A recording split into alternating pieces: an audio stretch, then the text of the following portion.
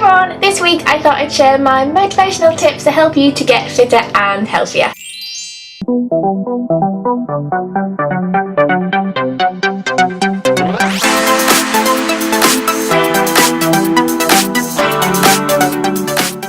So if you read my blogs or you watch my Facebook live videos, you know this week I was meant to do like a fitness vlog for you, and I promise you I didn't chicken out of doing it, because if you watch those videos you know I was frightened to do it. The quality was just too bad to like use any of the footage. I promise you, like, that wasn't me just chicking out. Like, I knew the footage wasn't going to be as good, but sometimes like the footage is so dark you can't even see me. So what I thought I'd do instead was like motivational tips, because if you're like me, then the first start is like getting motivated, because I don't really enjoy healthy eating or exercising that much.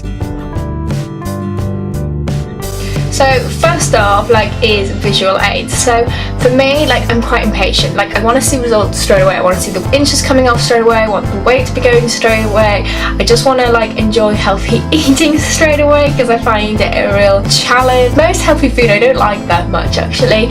So the first thing I do is I have this little calendar. This is it. So this is just, it was like 10p from a craft store. I don't know if you can see it, but you could use like any calendar, any diary.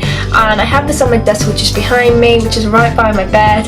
And what I do before I go to bed on a night, like, I'll give it a tick if I haven't had like any sort of treats or crisps or all the stuff that I would usually eat.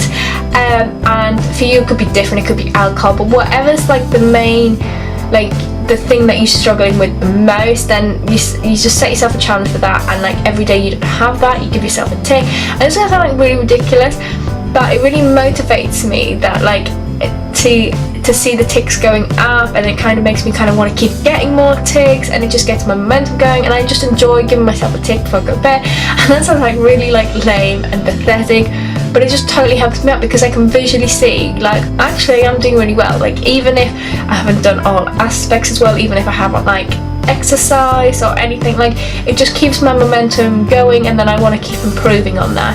The other thing I do is I have like a fitness planner that I use. I did a whole video on this. It's this one here, and I have to admit, like, that video is like my least favorite video. When I did it, to be honest, I was feeling really insecure and I wasn't feeling very well, and I didn't know how to edit it, but the content I think is really good. It like really helps me out, and basically I'll have like trackers in there, so of what I've had for like lunch and what I've had for dinner, and if I've like my progress. So if something was like keeping me motivated, then I write that in, so that I've got it to like look back on, and I'll mark in inches in there, and there's just loads of different things that I track in there. I can see visually that I'm getting better straight away, and I think that's like super important. If you're like impatient and you want results now, like, you can look in the journal and be like, well, actually I am doing better. Like, now I'm doing better than like yesterday or the day before. And also, if you can see yourself not doing so well, then you can write down why you didn't, and then look at the days where you did do better and think, what did you do? And you can just like, it just helps yourself out. Like, so yeah, so I use this, and that just works for me, just like to no end. I can't tell you how much that works for me. Next, like, get accountable. I think it's really important to be accountable. So every week on a Thursday, my best friend Hayley comes around and we do each other's inches. Then I obviously track it in my fitness planner, which is this one, which I've already talked about. But knowing she's going to come around on Thursday and she's going to do my inches, like, as I get closer to Thursday, I almost kind of think, crap, like, I really need to be good, because she's going to be doing my inches. And not that you'd care, like, if I went up or anything, but I care. Like, if you don't have like a good friend that you can do that with, you can just like make a commitment to yourself, like, every week I'm gonna go to Boots or whatever it is, and I'm gonna weigh myself, and just keep yourself accountable that way. Or you can like put it online, you can do a Facebook status. There's like Facebook groups that you can join for fitness stuff. You could start a blog. Like, there's just different ways, but it's really important to be accountable. You could even just do it with your partner, your neighbour. Like I say, if you don't have anybody, join a community like online. There's a reason why these like weekly weigh-in fitness plans and weight loss plans work for people, because it's that accountability. consider challenges. So 3 years ago, when I was at like my height of my fitness, I made an announcement that I was going to do a crop top challenge, because whilst I was fit, I wasn't pleased with my tummy, and my tummy was absolutely fine, but it wasn't really toned up, and I wanted to be, but I wasn't doing anything about it because nobody ever saw it. So I decided to do like a crop top challenge, and because I'd made it public, because I had like announced that I was doing it, I really felt like I had to do it, and like I really worked, and I was really motivated to kind of get my tummy into better shape, and I did it. I did the challenge, and like it really helped. And then this year I decided to do a marathon. I ended up not doing the marathon because to be honest, I just wasn't motivated enough to fulfill it, but I'm glad that I decided at that point that I was going to do it, because at the time I really believed I was going to do the marathon. I was going out every week and I was training. The only reason I stopped doing the training is because it was over ambitious, and not on the point where I couldn't have done it if I kept training, but it wasn't in line with my priorities in life. So all the training I had to do would meant less family time, and my family is more important to me. So I think it's really important to set yourself a challenge, but also do something that's in line with your priorities in life. But definitely set some sort of challenge, because whenever I've done challenges, I have got fitter, especially like I say, if you make yourself accountable by putting it on Facebook, or just texting a few friends, or on a mass scale and sort of tell the world, or you can do it on a small scale. Just do what feels like comfortable to you, but slightly scary, because you probably won't do it otherwise. So it has to kind of feel like a challenge, but also has to feel like okay for you to do it. Text a load of friends today and say, are you up for this? Like just do it. Get inspired. Like I think, you know, if you're not motivated, or you know your motivation is dropping, then find somebody that inspires you. Now this can be like documentaries, it can be TEDx talks, it can be like watching people on Instagram, it can be people on Facebook, it can be fitness vloggers. But if you want to get motivated, like you have to make the effort to get motivated. Like motivation comes by taking action, and sometimes that action is seeking out people who are a bit fitter than you and just following their journey. Next, focus on the now. So like I say, I want results now, and sometimes if I don't get them, I can give up, and that's why I do my fitness planner. But actually, like when we kind of focus too far in the future, if we don't see ourselves getting there, we can give up. So I think it's really important to just, at the end of the day, remember all the things you did well. Even if it's like, so we had a day, I think it was a couple of weeks ago, where we went to the New Forest, and we all went on nice family walks, and we saw like horses and all these things. That helps me out, like with my fitness goals. It might only be exercise, but I'm out there, I'm walking. You know, we had a day where we got on the ferry, went to the Isle of Wight, and we just went like sightseeing, went looking around. That helps me out. Like the fresh air is good for my well-being, but there's just slight exercise, it's like walking. Just at the end of the day, remember like what you've done that's helped. Like focus on what you've done well, and you will do much better, rather than like sometimes I think we can tick off like mentally in our head all the ways that we suck, and it's just ridiculous. Like we need to tick off everything we did well, and being hard on ourselves never works. Like never ever works. Kind of giving ourselves a high five even for the most like what we think is insignificant thing, that does actually that like so works. It really works.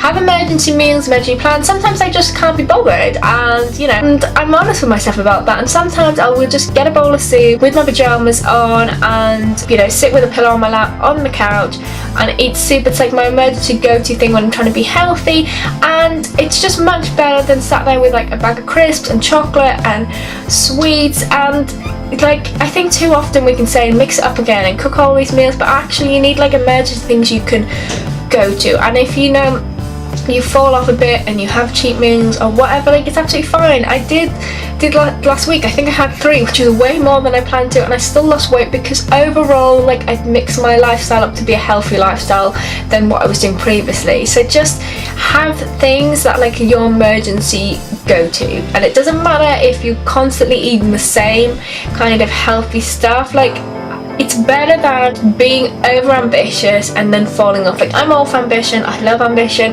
but like have a plan, have like a routine, just, and if the plan's not working, change the plan. Like be flexible, like review it regularly, you know, just have your go-to stuff.